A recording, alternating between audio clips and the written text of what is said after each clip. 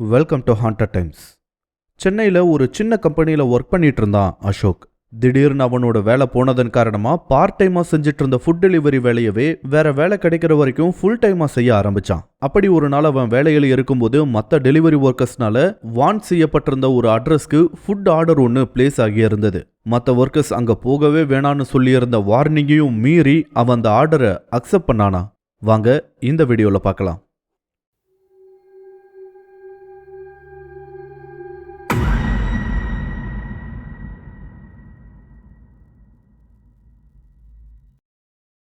WhatsApp குரூப்ல வந்திருந்த வார்னிங்கை பார்த்ததும் அந்த அட்ரஸ்ல ஏதோ ப்ராப்ளம் இருக்குன்னு அவனுக்கு ரொம்ப நல்லாவே புரிஞ்சுது.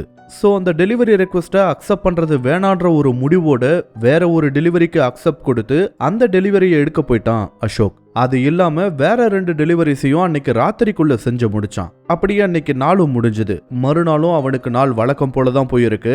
அன்னைக்கு ஈவினிங்கும் 8 மணி இருக்கும். மறுபடியும் அந்த ஆப்ல ஒரு ஆர்டர் அப்டேட் ஆயிருக்கு.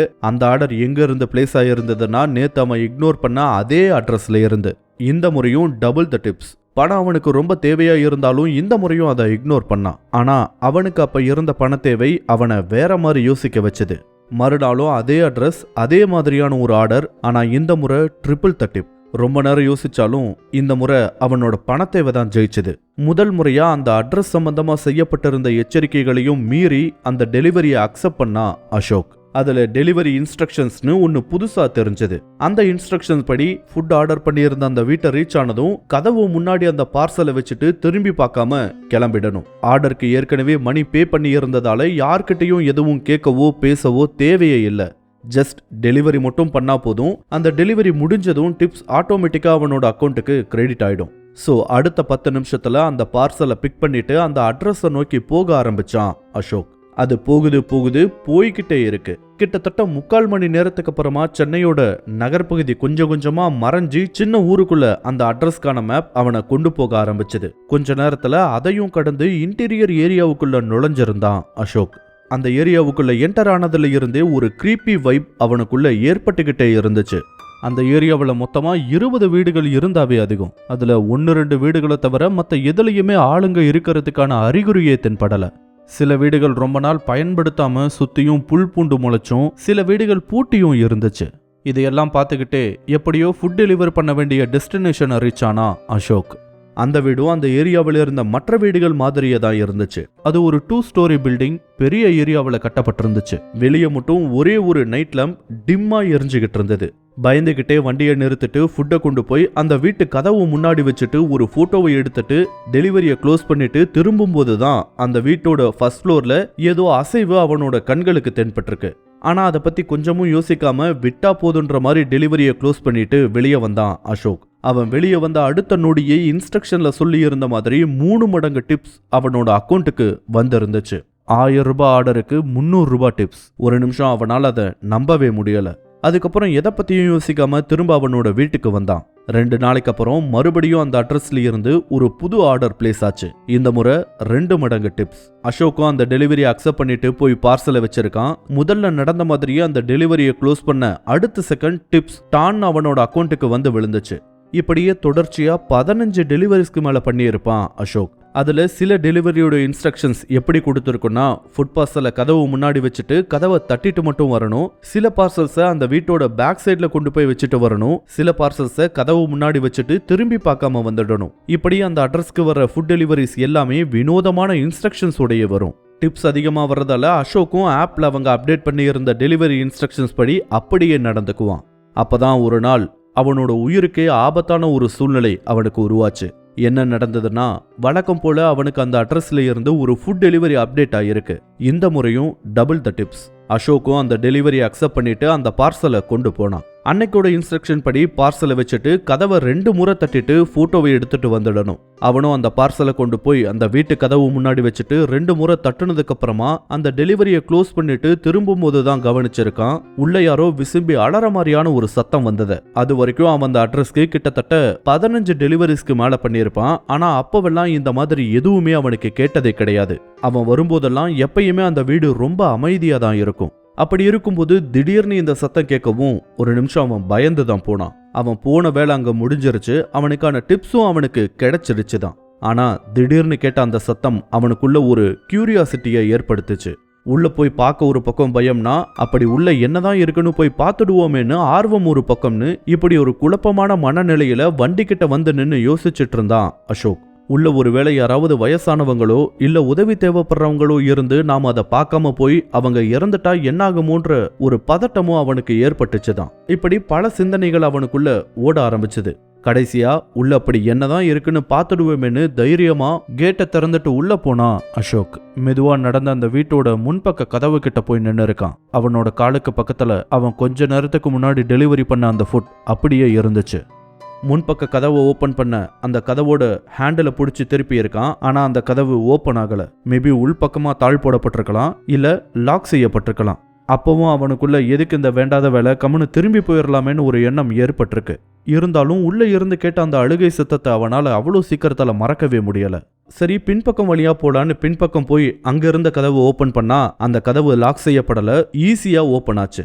சோ அந்த கதவை திறந்துட்டு உள்ள போனா அசோக். உள்ள போன உடனே முதல்ல அவன் கவனிச்சது அங்க இருந்த கும் இருட்டதான். அதை தாண்டி இன்னொரு விஷயத்தையும் அவன் கவனிச்சான். என்னன்னா, அந்த வீடு முழுக்க பரவி இருந்த ஒரு விதமான பேட் ஸ்மெல். ஏதோ அழுகி போயிருந்த மாதிரியான ஸ்மெல் அது. அந்த ஸ்மெல்ல சுவாசிக்க சுவாசிக்க அவனுக்குள்ள வாமிட்டிங் சென்சேஷன் உருவாக ஆரம்பிச்சது. உடனே அவன்கிட்ட இருந்த கர்ச்சீஃப்னால அவனோட மூக்க மூடிக்கிட்டான். அந்த இடம் முழுக்க இருட்டா இருந்ததால அந்த ஸ்மெல் எங்கிருந்து வருதுன்னு அவனால கண்டுபிடிக்க முடியல. சோ அவன் கையில இருந்த போன் டார்ச் ஆன் பண்ணி சுத்தியும் முத்தியும் பார்த்திருக்கான். இவன் உள்ள நுழைஞ்ச இடத்துக்கு பக்கத்துல ஒரு சின்ன டேபிள் போடப்பட்டிருந்துச்சு. இன்னொரு பக்கம் ஒரு வாஷ் பேசின் இருந்துச்சு. அப்படியே அந்த டார்ச்சை திருப்பி பார்த்தா உள்ள சில ரூம்ஸும் ஹாலும் தெரிஞ்சது. அப்பதான் அவன் அந்த பேட் ஸ்மெல் எங்க இருந்து வருதுன்றத கவனிக்க ஆரம்பிச்சான். கொஞ்சம் கொஞ்சமா நகர்ந்து அந்த வீட்டுக்குள்ள அவன் போக போக அந்த பேட் ஸ்மெல் கிச்சனுக்குள்ள இருந்துதான் வருதுன்றதையும் அவன் கவனிச்சுட்டான். உள்ள அப்படி என்னதான் இருக்குன்னு போய் பார்த்தவனுக்கு ஒரு அதிர்ச்சி தான் காத்திருந்துச்சு. அந்த கிச்சனுக்கு உள்ள இருந்த சிங்க்ல ஏதோ மலை மாதிரி குவிக்கப்பட்டிருந்துச்சு. அது என்னன்னு அவன் போய் பார்க்கும்போது, அத்தனை நாளா அவன் டெலிவரி பண்ண ஃபுட் எதையுமே யாருமே சாப்பிடல, அது எல்லாத்தையும் கொண்டு வந்து அந்த கிச்சன் சிங்க்ல யாராலேயோ போடப்பட்டிருந்துச்சு. அதை கவனிச்சு பார்க்கும்போது எல்லாம் புழு புடிச்சு போய் அழுகி போய் பயங்கரமா ஸ்மெல் அடிச்சுக்கிட்டு இருந்தது. அதை பார்த்த ஷாக்லையும் அருவருப்புலையும் லிட்டரலி அவன் வாந்தி எடுத்துட்டான். அவன் டெலிவரி பண்ண சாப்பாட்டையெல்லாம் கொண்டு வந்து யாரு எதுக்காக இப்படி போட்டு வைக்கணும்? Something is wrong. அப்பதான் அவனுக்கு தன்னை யாரோ கூர்ந்து கவனிக்கிற மாதிரியான ஒரு ஃபீல் ஏற்பட ஆரம்பிச்சது. அந்த ஃபீல் ஏற்பட ஆரம்பிச்சதும் தானாவே அவனுக்கு வேர்த்து கொட்ட ஆரம்பிச்சது. இந்த ஷாக்ல இருக்கும்போதே வெளியே மறுபடியும் அந்த சத்தம் கேட்க ஆரம்பிச்சது. என்னமோ தெரியல, அதுக்கப்புறம் he felt dizzy. ஒரு மாதிரி தலையெல்லாம் சுத்த ஆரம்பிச்சு கால்கள் லைட்டா தடுமாற ஆரம்பிச்சது. இருந்தும் வெளியே வந்தவன் எப்படியோ தடுமாறிக்கிட்டே அந்த சத்தம் வந்த இடத்த நோக்கி போக ஆரம்பிச்சான். அந்த சத்தம் வீட்டோட ஹால்ல இருந்து வந்துகிட்டு இருந்துச்சு.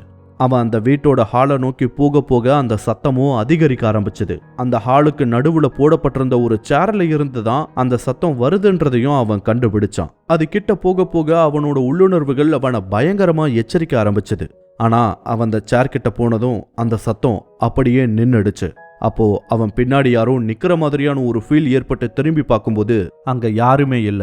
ஆனா தன்னை யாரோ ரொம்ப கிட்டத்துல இருந்து பார்த்துக்கிட்டு இருக்காங்கன்றத மட்டும் அவனால ரொம்ப நல்லா உணர முடிஞ்சது.